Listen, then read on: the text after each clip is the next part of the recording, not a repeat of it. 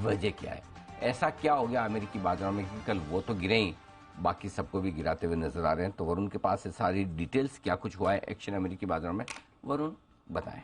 तो अनिल जी, अमेरिकी बाजार में दरअसल एक स्टॉक था SVB फाइनेंशियल, उसमें जोरदार गिरावट देखने मिली। उसके चलते आप देखेंगे जितने बैंक्स थे वहां पे अच्छे खासे जितने फाइनेंशियल या बैंक्स थे उनमें गिरावट हुई, और यूएस के मार्केट में इसके चलते ही गिरावट हुई। अब SVB फाइनेंशियल में ऐसा क्या हो गया कि एक दिन में 60% के आसपास की गिरावट जो है वो स्टॉक में देखने मिली। दरअसल इस कंपनी के पास कुछ बॉन्ड्स थे, करीब $21 बिलियन के आसपास के बॉन्ड्स थे जो इस कंपनी ने मार्केट में बेचे, और M2M लॉस जिसको हम कहते हैं, क्योंकि ये अवेलेबल फॉर सेल जो कैटेगरी होती है उसके बॉन्ड्स थे, और इसको कंपनी ने मार्केट में बेचा, और उसके चलते इस कंपनी को करीब $1.88 बिलियन के आसपास का नुकसान झेलना पड़ा। ये क्यों? क्योंकि आपने देखा कि जैसे ही ब्याज दरें बढ़ना शुरू हुई वैसे ही बॉन्ड्स की कीमत जो है वो लगातार गिरना शुरू हो गई, और ऐसी स्थिति में अगर आप अवेलेबल फॉर सेल पोर्टफोलियो के बॉन्ड्स आप बेचते हैं क्योंकि वो ऑलरेडी निचले स्तर पे रहते हैं, तो जाहिर सी बात है आपको नुकसान झेलना पड़ता है, और यही इस कंपनी के साथ हुआ। अब इस नुकसान को झेलने के लिए कंपनी ने क्या किया? कंपनी ने कहा कि हम अब अपनी इक्विटी बेचेंगे और उसके जरिए पैसा जुटाएंगे। तो करीब $2.25 बिलियन के आसपास की इक्विटी बेचने के लिए निकले हैं, और उससे अब ये फंड जुटाएंगे और कहीं ना कहीं अपने नुकसान को कम करने की कोशिश करेंगे। लेकिन अब ये सबसे बड़ा सवाल उठता है कि ऐसी क्या जरूरत आन पड़ी कि इस कंपनी को $21 बिलियन के आसपास के बॉन्ड्स बेचने पड़े?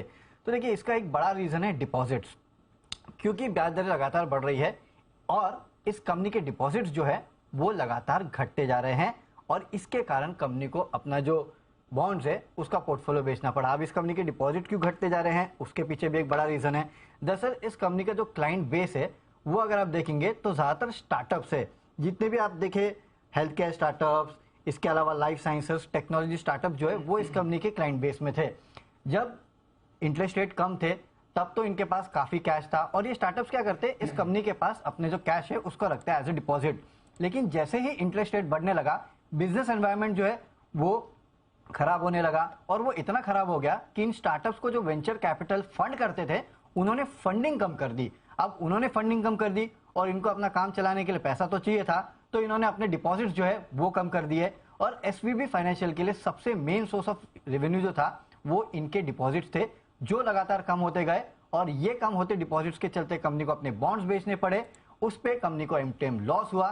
साथ ही साथ कंपनी ने अपना जो गाइडेंस है उसको भी घटाया Q1 और पूरे साल के लिए, और इसके बाद मूडीज ने अपना आउटलुक भी इस कंपनी के लिए चेंज कर दिया, स्टेबल से नेगेटिव कर दिया। तो इतनी सारी चीजें हुई, स्टॉक 60% पिट गया। तो ये एक्चुअली अनिल जी बोले ना, ये बग्गा जी भी जो कह रहे थे कि पावल साहब को देखना चाहिए कि कहाँ लेके जा रहे हैं इकोनॉमी को, ये उसकी शुरुआत है कि किस तरह से वेंचर कैपिटल ने पैसा देना बंद किया स्टार्टअप्स को, स्टार्टअप्स ने डिपॉजिट कम कर दिया, एक कंपनी उसके वजह से डूब गई। अच्छा, एक साथ सारी खबरें एक ही दिन में कैसे ही ये सारी? कोई खास वजह, ट्रिगर ऐसा कि कल का कल ही 60% इसीलिए घट गया? अनिल जी ये ना कि इसको बॉन्ड बेचने पड़े और $1.88 के आसपास का लॉस लिया इन्होंने। ये कल ही बेचे उन्होंने? कल ही बेचे, तो उस वजह से एक ही दिन में इन्होंने लॉस बुक कर हाँ, लिया। लॉस बुक कर लिया, और Q1 और फिर फ्रेश कैपिटल रेजिंग, हाँ, और गाइडेंस भी कम कर दी, नेगेटिव गाइडेंस दे दी पूरे साल के लिए, क्योंकि वो कह रहे हैं कि इंटरेस्ट रेट ऐसे ही अगर बढ़ता रहा तो आगे जाहिर सी बात है और बॉन्ड पोर्टफोलियोज में इनको नुकसान झेलना ही पड़ेगा।